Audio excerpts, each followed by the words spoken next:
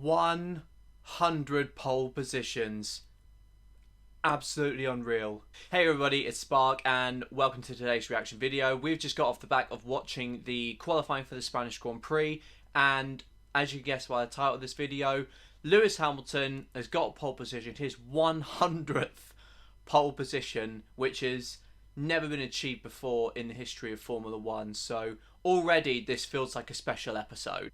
I don't know what it is with this with the qualifying sessions this year, but it's another one where the Q3 runs, the second runs have been slower than the first runs for some reason, even though the track's been rubbing in. I don't know whether it's wind or temperature, but something is clearly going on that's just making these cars a bit slower in Q2 runs. If you've watched my reaction videos, then you'll know my structure for them. I'm going to start from who won the championship last year to who finished 10th in the last year. So Mercedes all the way down to Williams. So without any further ado, let's get into it. The one we all want to talk about, Mercedes, and Lewis Hamilton is 100th pole position in a...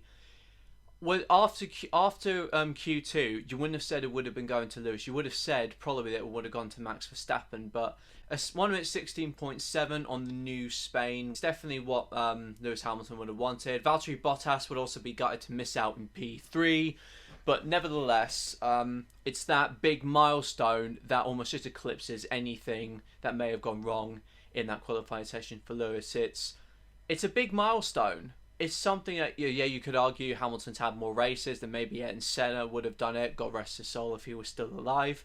But they are what they are. I mean, he's taken the opportunities available to him and he's made the most out of them. So 100 poles, it won't be long now, I assure you, until we're on 100 wins for Lewis. He's currently on 97 at the moment, in a position at the moment to make it 98, but probably have a little less life in his tyres than Max Verstappen though. Let's move on to the Red Bulls. Red Bulls, Max Verstappen, which once again he's sharing another front row with Lewis. It's going to be another episode in this box office battle between them.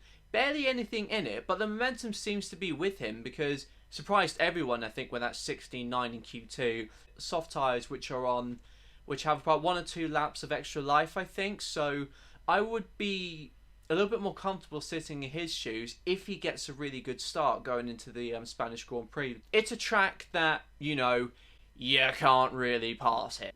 You get ahead on less durable tyres, control the pace, you can make everybody else do what you want.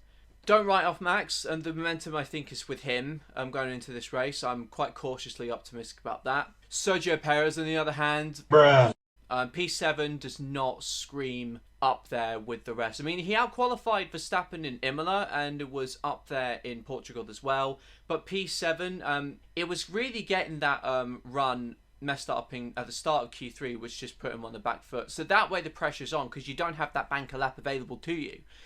So Perez, with the track actually worsening, was sort of a victim of his own mistake. P7 obviously on paper doesn't shout a lot, so the only sort of saving grace for him, if he can nurse those tyres like he did last time out in Portugal, he's very likely to play off a one-stop strategy. He'll make up places if he just looks after his tyres, and we all know he's a master at that. Now for McLaren, Daniel Ricciardo, we know throughout the season he's been on the back foot compared to Lando in terms of getting the car right for the race. He did well to out-qualify him here though, after some pretty suggestive pace from Lando that he could have pulled out something special, almost Imola-esque. Daniel Ricciardo, it's P7, so good result for him. Lando Norris, I think we all kind of thought he would get a little bit higher based on the lap that he gave earlier on in the qualifying round. P7 and P9 in relation to where Ferrari are, not what they needed at all. They needed to be much higher than them. So Lando Norris, we know how good he is now in the races, so expect him to get to around P6, and hopefully Ricciardo would have gotten around the McLaren so he could get some decent points as well. So now on to what was Racing Point, which is now Aston Martin.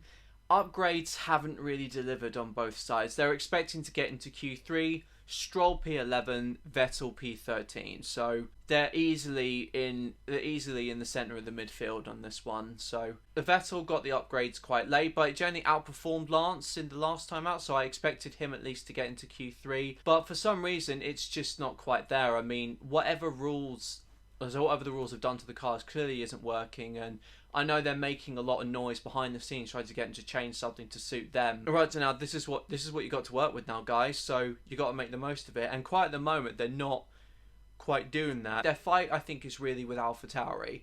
So a bit of a lackluster qualifying session from both of them. They would have wanted more.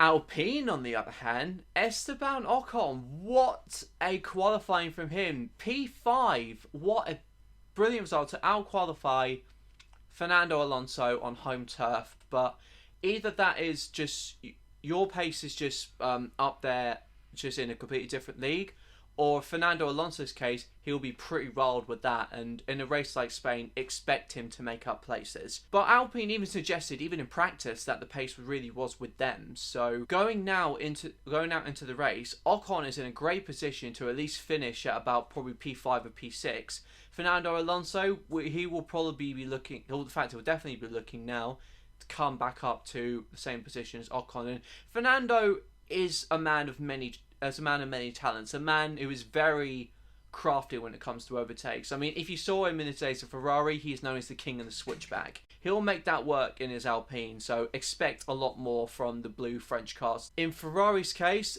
this was very, very encouraging. P4 for Charles Leclerc, best of the rest, and P6 for Carlos Sainz, and not too far off. This was, in their fight with McLaren, this is exactly what they need. They outqualified both cars.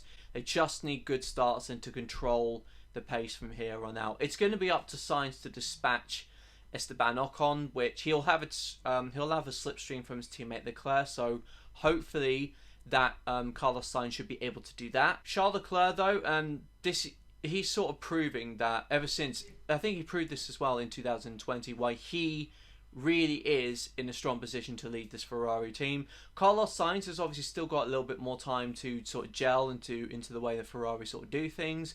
But Charles Leclerc's driving there, absolutely fantastic. But don't take anything away from Carlos Sainz. P4 and P6, fantastic qualifying. Now, after AlphaTauri's qualifying session, Yuki Tsunoda is definitely in the need of a swear jar. P16 is not what he needed, and it was, if you heard him on the radio after the qualifying session, he sounds like he's sort of throwing his toys out the pram in a way. I can't fucking believe this car! He needs to calm down, get himself back together, and don't just sort of fall under the pressure of having to over-deliver. Like, it's his first season. He's allowed to make mistakes, and he's got to develop. That's more important.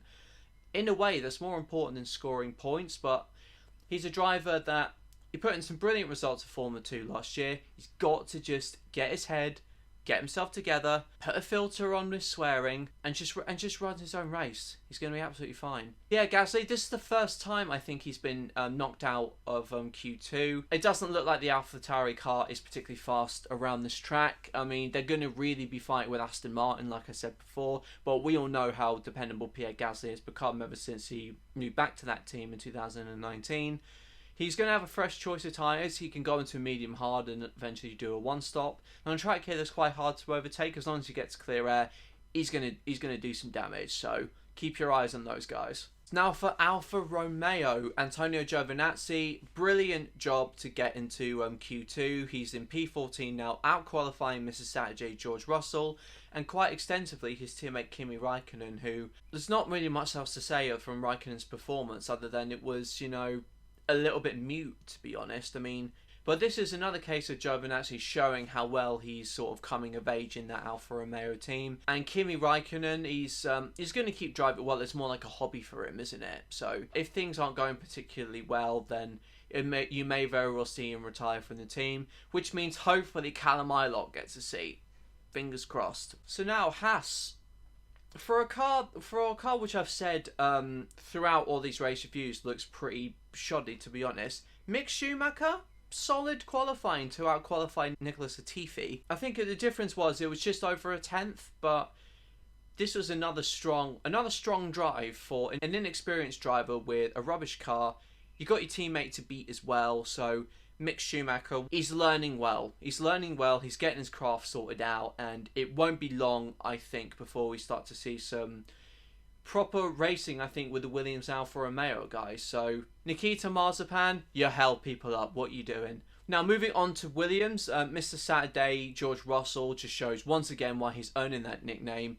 got it into Q2, but he chose to put on the scrub set of softs. Maybe he's saving them for the race. You get through into Q2 for George Russell, and that's probably the best that Williams can do at the moment. They need 2022 to come along, kind of like Haas, before they can really start to see some changes with their own pace or where they're positioning in the Formula One team. So Nicholas Latifi this wasn't a good qualifying, to be honest. Williams, I expect Williams to start out qualifying at least Haas at the moment. So he's had a year in that Williams now. He should be able to at least establish Williams at least as a 9th or 8th place team in terms of that right pace. To be out qualified by Mick Schumacher wasn't good for Nick Latifi. So hopefully they won't have a race like Portugal when it was just undrivable, the cars. All they got to do now is just wait for a bit of carnage up front and just hope they can pick up the pieces, which is not good for a team with Williams' history, as we all know. So fingers crossed. Looking forward to the race now. Here is my predictions for the top 3. I think it's going to be Hamilton and Verstappen will happily take P1 and 2. P3 is going to go, I think, to Valtteri Bottas. It's one of those tracks that if you start on the front row, you're very, very likely to finish finish the race in P1. So that's my tip for the top 2. And Valtteri Bottas, he's gonna quietly put in another P3. I don't really see him being a threat to the top 2 guys as of yet, but unless he's hiding something in his porridge, I just can't really see it at the moment. To be fair, could be wrong. Anything could happen. I mean, they could take each other out like in 2016. Who knows? Anything can happen in Formula 1, and it usually does. So now I want to hear from you guys. What are your predictions for tomorrow's race? What do you think of the performances that went out? Be sure to let me know in the comment section below, and if you like the videos, if you like my race reviews, be sure to like and hit the subscribe button and the bell icon to be notified of future videos. If you thank you all so much for watching, I've been Spark, you guys have been brilliant, thank you so much for watching, see you all later.